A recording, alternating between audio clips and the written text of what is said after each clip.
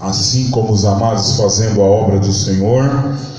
E hoje, neste lugar, Deus nos prepara para estarmos juntos.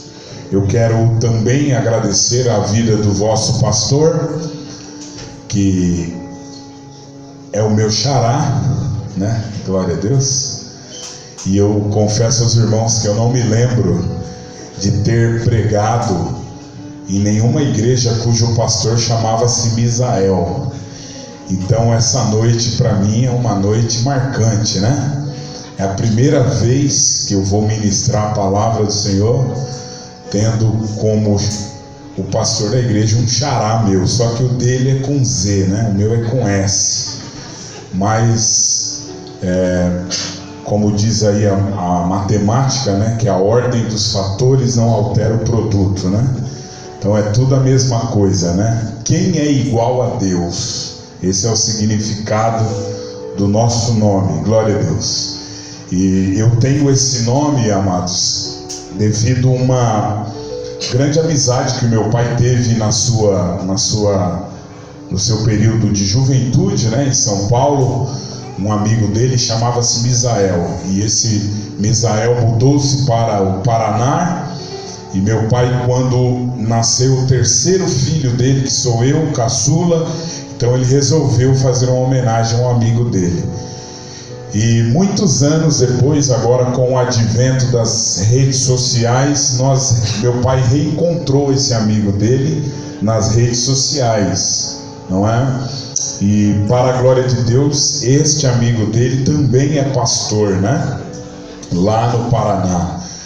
Então é uma alegria muito grande. Quero parabenizar ao pastor Misael por este lindo trabalho. Quando passei aqui na cidade de Vargem Grande, não faz muito tempo, ficamos sabendo da abertura desta igreja.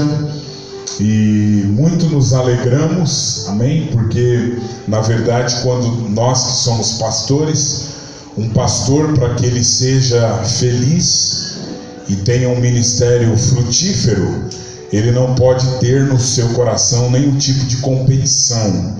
Então, quando esse trabalho se abriu aqui, nós nos alegramos, até porque nós temos na pessoa do pastor Otoniel um grande amigo nosso, não é? E amados, só que naquele período nós não tivemos a oportunidade de estar aqui. O Senhor nos levou ali para Caucaia, aqui do lado também, e quando eu recebi o convite do pastor Misael, prontamente eu aceitei, não é? Para estar aqui com ele. Tenho uma grande amizade com seu pai, alguns dos seus irmãos. A Andréia cooperou conosco, não é? No período em que aqui estávamos, fizemos uma grande amizade também com o Flávio. Enfim, nós temos muitos motivos para glorificar a Deus. Então quero mais uma vez te parabenizar, Misael. Deus continue te abençoando, e parabenizar esse lindo conjunto unificado. Feliz em ver a Jéssica aqui, amém? Está ali com seu fruto agora, né? Glória a Deus. O Fernando acho que não está, né? Está trabalhando, mas eu vi ali a irmã Maria lá atrás, a sua filha. Deus abençoe, glória a Deus. E parabenizar vocês, é o primeiro ano de muitas bênçãos que vem por aí, amém, amados? Muitas vitórias. Amanhã eu estarei ministrando a palavra do Senhor. Eu não sou pregador, irmãos, eu apenas pastoreio a igreja, e de vez em quando nós recebemos alguns convites, mas eu só gosto de ir em lugares onde eu tenho amigos e pessoas próximas a mim. E amanhã eu estarei ministrando a palavra de Deus na igreja que eu nasci e me criei em São Paulo. E por que eu vou dizer isso? Estarei lá ministrando no 35º encontro do coral daquela igreja. Aquela igreja foi fundada em 1968.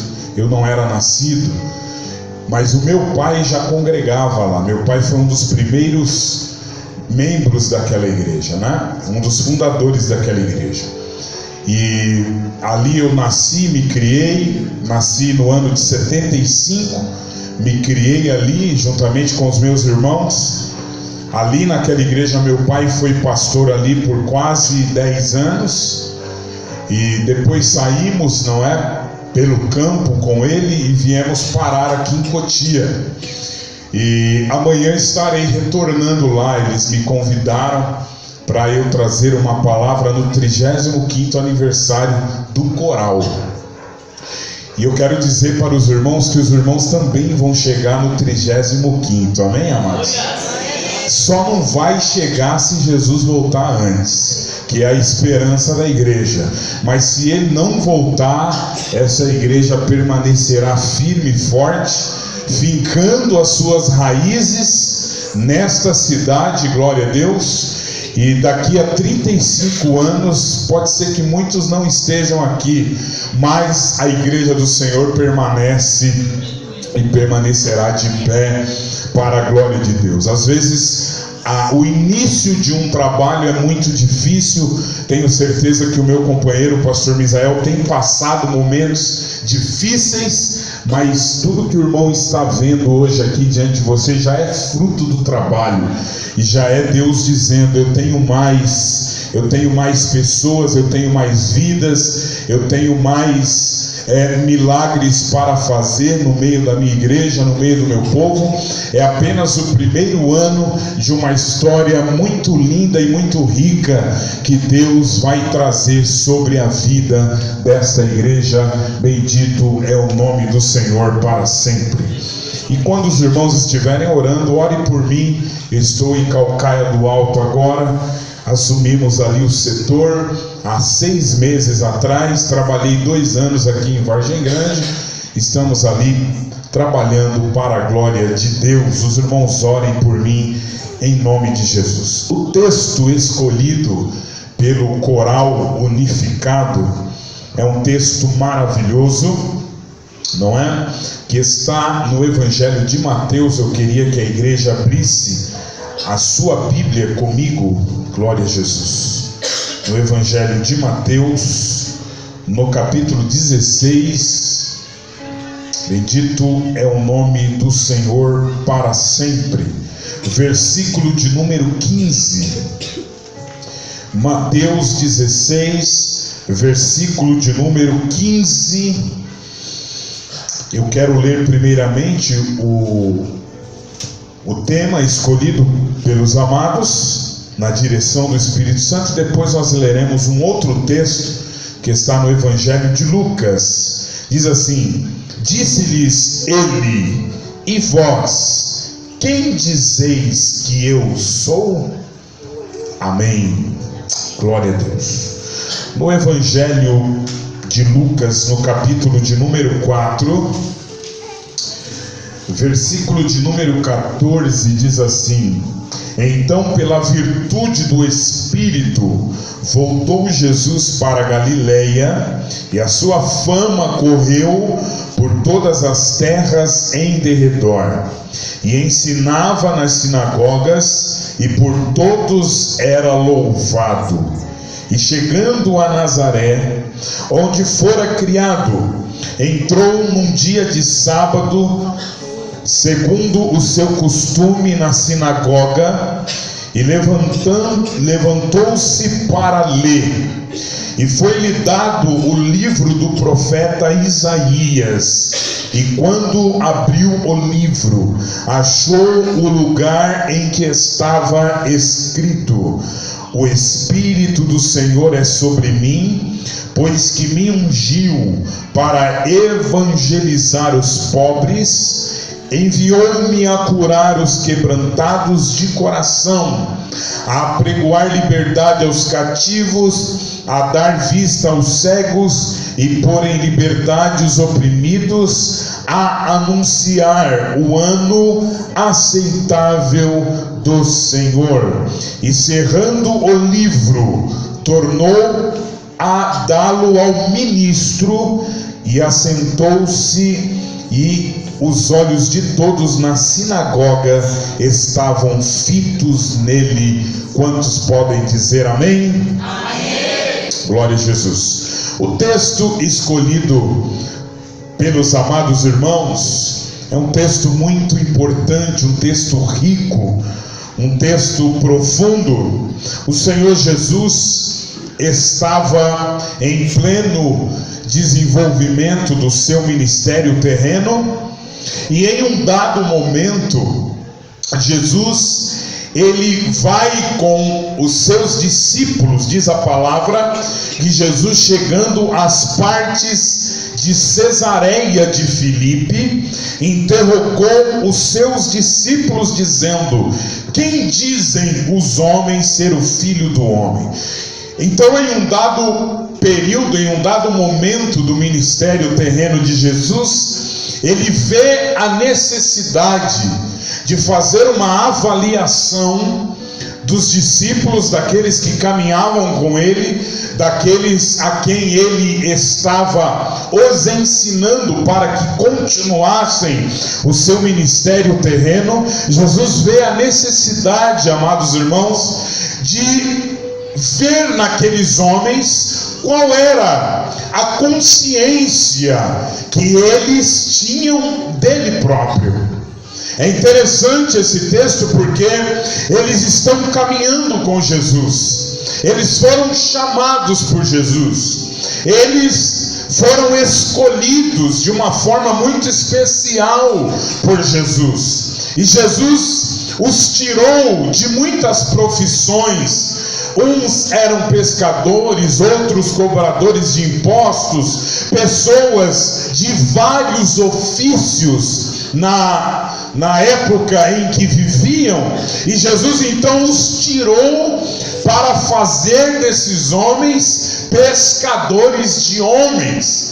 E Jesus, ao tirar cada homem da sua profissão e fazer com que eles pudessem segui-lo, bendito é o nome do Senhor. Haja vista, os irmãos sabem que em um dia Jesus ele foi à casa de Pedro para quê? Para curar a sua sogra. Então isso nos traz a ideia de que Pedro era casado. Então Pedro abre mão de tudo, diz para a sua esposa: olha, eu vou segui-lo, fica aqui, e volta e meia eu vou e volto, mas eu preciso segui-lo porque o mestre me chama. Então houve renúncia, houve, amados irmãos, comprometimento daqueles homens em seguir ao Senhor Jesus. Mas diz a palavra do Senhor que aqui no capítulo de número 16, a Bíblia vai nos dizer que Jesus sente a necessidade, amados, de saber daqueles homens qual era a ideia que eles tinham do próprio Cristo, qual era a ideia de que eles próprios tinham do Senhor Jesus. Então eles os leva até uma cidade chamada Cesareia de Filipe, historicamente uma cidade conhecida pela idolatria aos imperadores romanos. Inclusive o nome Cesareia de Filipe era uma alusão, era uma homenagem a um desses imperadores da época. E diz a palavra que nesse cenário de idolatria, de adoração ao homem, Jesus então, de forma proposital, ele leva estes discípulos para lá, para saber deles qual era a ideia que eles tinham do próprio Cristo. E diz a Bíblia que naquele contexto, não é? Jesus então faz a pergunta: quem dizem os homens ser o Filho do Homem? E eles começaram a responder, glória a Deus, e eles disseram em uma só voz, em uníssono: olha, uns dizem que tu és João Batista, outros dizem que tu és Elias, outros dizem que tu és Jeremias, e tem muita gente aí que diz que tu és um dos profetas. Jesus teve a resposta que ele quis, porque a pergunta é a seguinte: que dizem os homens? Então o que os discípulos ouviam diariamente? Olha, este Jesus que vocês estão seguindo ele aí, ele é um João Batista, ele pode ser um Elias, ele pode ser um Jeremias, ou ele pode ser qualquer um dos profetas. Glória a Deus. A ideia, a concepção das pessoas que não caminhavam com Jesus era que ele era um profeta. Em última análise, eles não estavam errados, porque Jesus também veio na unção de profeta. Glória a Deus. Então, quando eles olhavam para tudo aquilo que Jesus fazia, a conclusão das pessoas que estavam de fora, que não caminhavam com ele, era que de fato Jesus era um profeta, que se apresentou, que veio a este mundo para trazer e transmitir a palavra de Deus. Ora, mas Jesus não estava satisfeito, amados irmãos, com aquela resposta. O que Jesus queria? Jesus queria chegar nos discípulos, porque uma coisa é você receber a análise de quem está de fora, outra coisa é de quem está caminhando com você, de quem está ao seu lado.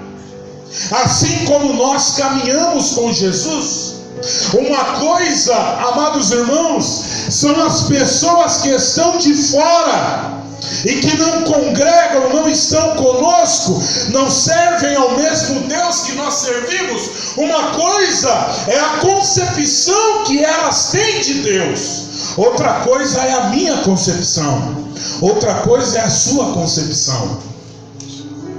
Então o que Jesus quer saber com essa pergunta: e vós, quem dizeis que eu sou? Jesus, ele está interessado em saber qual que é a consciência das pessoas que andam com ele em relação à sua própria vida. Jesus, ele quer saber, amados irmãos, qual que é a ideia que aqueles homens têm dele, porque Jesus já havia multiplicado a água em vinho, eles estavam lá. Jesus já havia curado algumas pessoas, Jesus já havia, amados irmãos, feito muitos milagres, multiplicação de pães e peixes, e aqueles homens estavam ali, e Jesus agora queria saber deles a ideia. Assim como neste congresso aqui, amados, Jesus ele está perguntando para nós, para cada um de nós, qual que é a ideia que nós temos dele, e a pergunta do tema vai para todos nós: e vós, quem dizeis que eu sou? Porque nós caminhamos com Jesus, sim ou não, amados? Nós entregamos a nossa vida para ele. Se o amado puder me dar um pouquinho mais de retorno aqui, meu amado, eu agradeço. Nós entregamos a nossa vida para ele. Jesus ele vem fazendo, amados irmãos, muitas coisas na nossa vida, coisas essas que trouxeram muitos benefícios para nós, mas quem sabe que ao longo do tempo em que nós estamos caminhando com Jesus, nós ainda não temos uma ideia concreta de quem ele é. Quem sabe se alguém que caminha conosco em um contexto de trabalho, a pessoa que trabalha ao seu lado, a pessoa que estuda ao seu lado, a pessoa da sua família, às vezes que não serve o mesmo Deus que você serve, se ele me perguntar, me diga quem é Jesus para você, o que nós diríamos neste momento? Porque Jesus ele nos salvou, amém, igreja? Amém. Glória a Deus. Você se lembra de onde você estava? Da onde você saiu? Aleluia. Você se lembra o caminho que você andava? Você se lembra os amigos que você tinha? Jesus os tirou de lá, nos deu um banho com seu sangue, colocou na minha vida e na sua vida o Espírito Santo dele, nos transformou, nos batizou com o Espírito Santo. Aleluia. Eu tive o privilégio de nascer em um berço evangélico, como nós costumeiramente falamos, e aos 10 meses de idade eu fui acometido de uma enfermidade para a morte. E quando todos disseram para os meus pais: ele vai morrer, ele não vai sair daí com vida, Jesus entrou naquela UTI neonatal e me curou. Jesus me curou. E eu estou aqui 42 anos depois, dizendo que eu fui curado de uma enfermidade mortal. Há 15 anos atrás, quando meu filho mais velho nasceu, ele nasceu com uma enfermidade para a morte. E os médicos disseram: ele só tem 72 horas de vida. E o meu filho já fez 15 anos de idade, está um meninão desse tamanho aqui, saudável, forte, inteligente. O que eu quero dizer para os irmãos: Jesus tem feito coisas maravilhosas na minha vida. Jesus tem feito coisas maravilhosas na sua vida. Eu não era nada, eu não tinha nada. Hoje eu estou aqui para a glória de Deus, por causa de Jesus, por causa do projeto de Jesus na minha vida. Então, se alguém perguntar para mim, se alguém perguntar para você: quem é Jesus para você? O que você diz de Jesus? Eu não posso gaguejar. Eu não posso cochear em dois pensamentos. Eu tenho que abrir a minha boca e dizer: Jesus é aquele que morreu por mim na cruz do Calvário. Jesus é aquele que derramou o sangue dele na cruz do Calvário por mim. Jesus é aquele que me batizou e batiza com o Espírito Santo e com fogo. Jesus é aquele que curou a minha enfermidade. Jesus é aquele que me chamou para o santo ministério. Eu não posso ter dúvida. Eu não posso cochear em dois pensamentos. Quando chegaram para João Batista e perguntaram para ele: João, quem és tu? João disse: olha, eu não sou o Cristo. Eu não sou o Cristo. Isso eu tenho consciência. Quem é você então? Eu sou a voz do que clama no deserto. És tu Elias? Não. És tu um dos profetas? Também não. Aleluia. Quem és, João? Para que demos resposta àqueles a quem nos enviaram. Digam para eles que eu sou apenas uma voz. Eu sou apenas uma voz que clama no deserto. E perguntaram-lhe, disseram-lhe: por que batizas, pois, se tu não és o Cristo, nem Elias e nem um dos profetas? João respondendo disse: eu batizo com água, mas no meio de vós está um que vós não conheceis. Este é aquele que vem após mim, que foi antes de mim, do qual não sou digno de desatar as correias da tua sandália. Oh, glória. João ainda não havia se encontrado com ele fisicamente, mas João já sabia quem ele era. Aleluia. Oh glória, eu não sou digno de desatar as sandálias dos seus pés. E diz a Bíblia que no dia seguinte viu João que Jesus vinha para ele. Ele disse: olha gente, olha aquele que está vindo lá. Ele é o Cordeiro de Deus que tira o pecado do mundo. Ele quem vos batizará com Espírito Santo e com fogo. Uma das coisas interessantes que nós aprendemos com João nesse texto é que por mais que Deus nos use, por mais que Deus entregue na sua e na minha vida dons, eu nunca posso dizer que eu sou o Cristo, que eu faço porque eu sou o Cristo. João já disse de bate pronto: eu não sou o Cristo. Por que João fala isso? Porque o Cristo é ungido, é o Messias, é o desejado, é aquele que a nação de Israel toda desejava para vir libertá-los das mãos do Império Romano. Ele sabia que ele não era o Cristo. Então a primeira consciência de quem segue a Jesus é saber que sobre nós não cai a prerrogativa de ser o Cristo. Jesus te usa, você continua sendo servo dele. Jesus te deu dom, você continua sendo servo dele.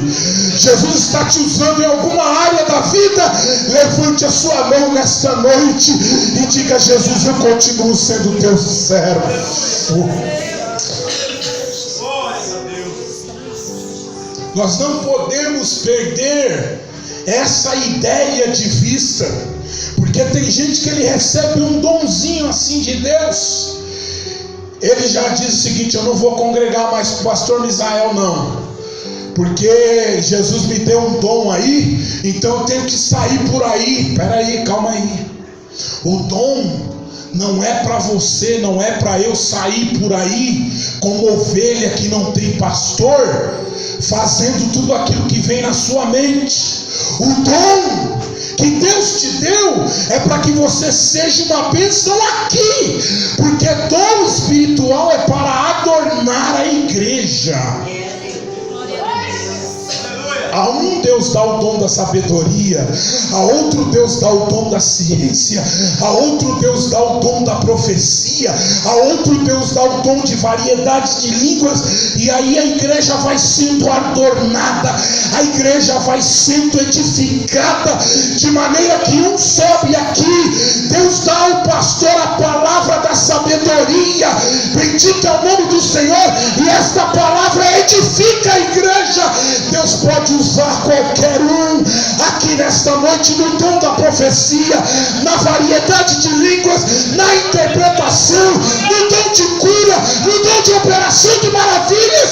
Tudo isso Deus dá para a edificação da igreja.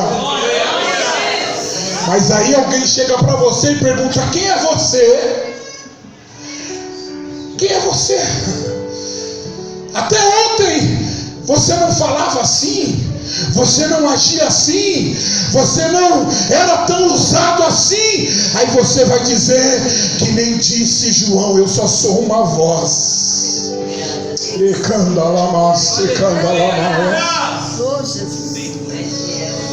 Deus, Ele só usa de fato, e Ele só projeta, e Ele só abençoa ministerialmente, espiritualmente, aqueles que estão debaixo desta consciência, primeiro, de que eu não sou nada, Ele é o Cristo. Eu não tenho nada, o Cristo tem. Eu não posso, mas o Cristo pode. Graças a Deus, glória a Deus. Glória a Deus. Nicodemos, quando ele foi ter com Jesus à noite, olha o que ele diz para Jesus: Rabi, bem sabemos que é mestre vindo de Deus, porque ninguém, diga comigo, ninguém, fala com mais convicção, ninguém pode fazer estes sinais que tu fazes se Deus não for com ele.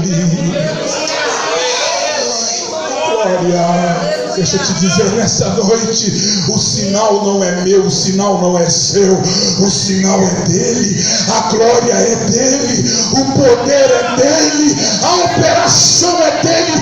Se você está sentindo alguma coisa aí hoje neste lugar, não é porque eu estou pregando, mas é a presença dele na sua vida. Então nessa noite diga glória para ele, todo louvor e toda adoração é para ele. É para ele.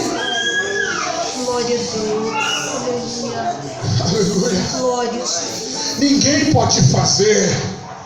Nicodemos é mestre, mas ele tem uma consciência plena de quem Jesus era. Oh glória. Pedro, no meio daqueles homens, ele toma a palavra,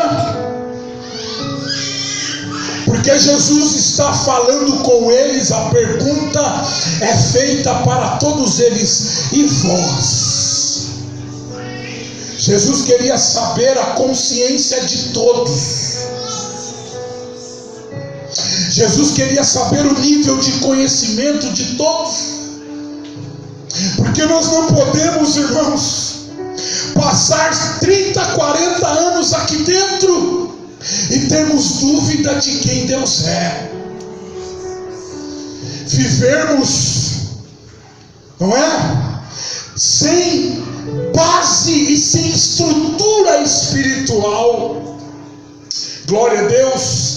Tiago, quando ele escreve a sua carta, no capítulo 1, no verso de número 3, ele diz: meus irmãos, tende grande gozo quando estiverdes em várias provações, sabendo que a prova da vossa fé produz a paciência. Tenha, porém, a paciência a sua obra perfeita, para que sejais perfeitos e completos, sem faltarem em coisa alguma. E se algum de vós tem falta de sabedoria, peça a Deus, que a todos dá liberadamente, e não lance em rosto, e seria dada. Peça, porém, com fé, não duvidando. E olha o que ele diz: porque o que duvida é semelhante à onda do mar, que é levada pelo vento e lançada de uma parte para outra. Não pense que o tal homem receberá do Senhor coisa alguma. A dúvida faz com que nós não recebamos nada de Deus. Como que eu posso dobrar o meu joelho para orar em nome de Jesus, se eu não sei de fato quem Ele é? Se eu não me relaciono com Ele como Ele quer que eu me relacione com Ele? Há pessoas, eu não vim aqui para doutrinar ninguém, eu estou apenas ministrando a palavra, aleluia. Mas há pessoas que eles marcam o encontro com Jesus de domingo a domingo. Quando vai dando aquele horarinho do culto, pastor Misael fala: rapaz, chegou a hora de ir. Aí desliga o futebol e vai. Chega aqui, ele fica 2 horinhas, e quando passa 10 minutinhos, ele já fica nervoso. E aí ele só vai vir domingo que vem. É como se fosse um clube. E aí ele passa uma semana sem orar, sem ler a Bíblia. Esses dias eu estava ouvindo uma experiência de um pastor que ele foi almoçar na casa de um casal, e ele pegou o garfo da irmã e escondeu o garfo. E quando ele foi embora, a irmã falou assim: o pastor roubou meu garfo. Ele roubou meu garfo. E ela ficou com aquele negócio no coração.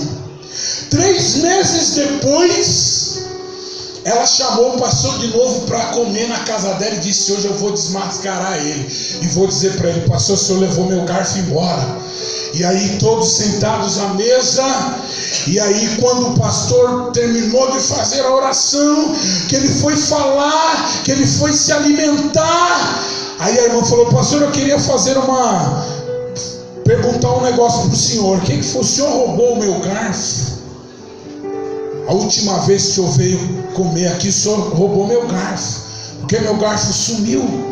Não está em nenhuma gaveta, não está em lugar nenhum. O pastor falou: não, irmão, não roubei seu garfo não. Então o que aconteceu? É que eu coloquei um seu garfo dentro da sua Bíblia.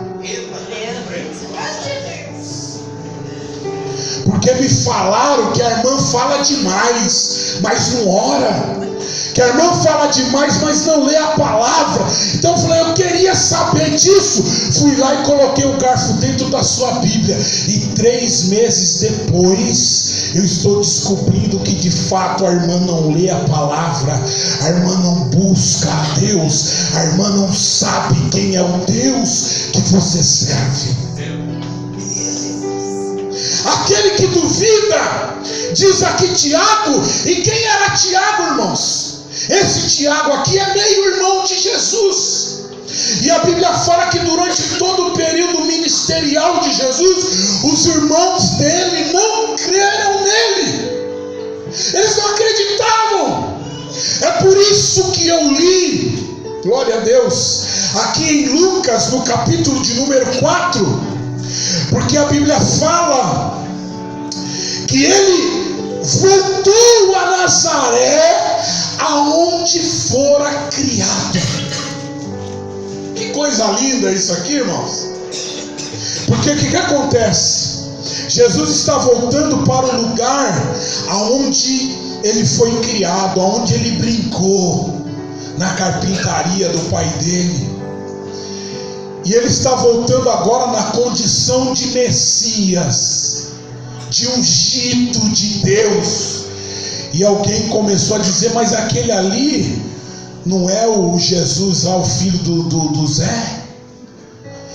Ele que é o Messias? É ele quem vai nos libertar do jugo do Império Romano? Ah, tá de brincadeira. Eu vi esse menino correr aqui, ó. Sabe que tem gente que não acredita que você é o que você é hoje? Sabe, Misael? E tem gente que quando alguém fala: o Misael agora é pastor. Misael? Quem é o Misael? Filho do pastor. Ah, não.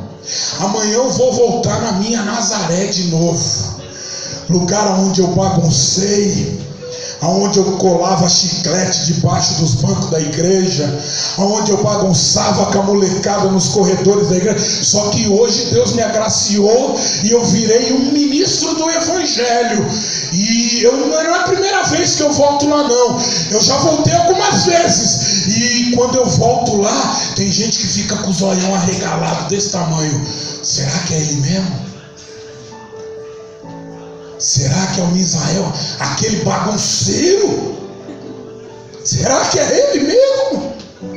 Sabe que tem gente na rua do bairro que você mora que não acredita quem você é hoje.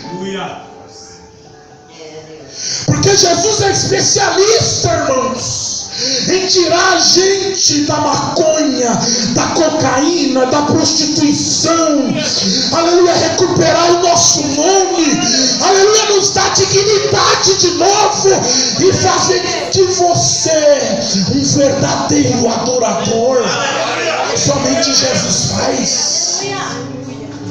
A sociedade não aceita. Tiago, ele nasceu ali naquele lar e ele cresceu com Jesus. Ele não acreditava. Quando Jesus começou a dizer: olha, eu sou o pão da vida, eu sou a ressurreição e a vida, os irmãos, a família, exceto Maria, que guardava todas essas coisas no seu coração, eles não acreditavam. Eles tinham Jesus como louco, e eles diziam: jamais, jamais, tu pode ser o Cristo, tu pode ser o Messias, tu pode ser o desejado das nações. Não, nós não acreditamos. Os irmãos de Jesus só foram acreditar que Jesus era de fato o Messias depois da ressurreição. E se você for analisar a carta de Paulo aos Coríntios capítulo 15, você vai ver que depois da ressurreição, Jesus aparece a vários irmãos, e diz lá o versículo 6 ou 7, se não me engano, que diz assim: e Jesus apareceu a Tiago. O que Jesus quis com Tiago naquela conversa? Jesus chamou ele à parte e disse aqui: vem cá, meu irmão, que eu vou ter uma conversinha contigo agora. Olha, eu entendo tudo, o porquê que você não acreditava, a dificuldade que você tinha de acreditar. Eu não sei se Jesus disse isso para Tiago, Jesus falou para Tomé, mas com certeza Tiago estava vendo as marcas nas mãos de Jesus. Tiago estava vendo as marcas nos pés de Jesus, e Jesus disse muita coisa para ele naquela conversa. Sabe o que aconteceu? Tiago reconheceu que o seu meio-irmão Jesus era de fato o Cristo. E aí, quando ele escreve, ele diz: olha, se você for pedir alguma coisa para Deus, não duvida, porque o que duvida é semelhante à onda do mar. Tiago estava dizendo: olha, eu tive ele dentro da minha casa, e eu não acreditei que ele era o Cristo. Sabe o que acontece, irmãos?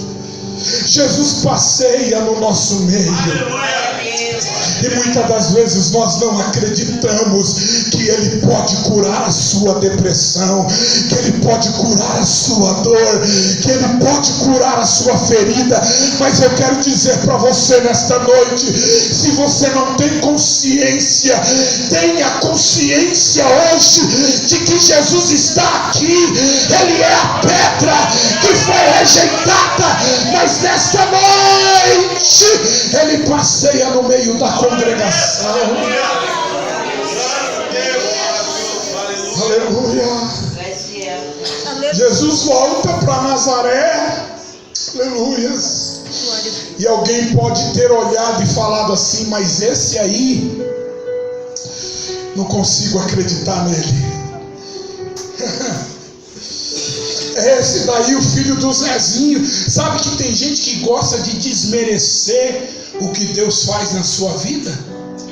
Aquela ali, a Mariazinha, que está lá naquela igrejinha.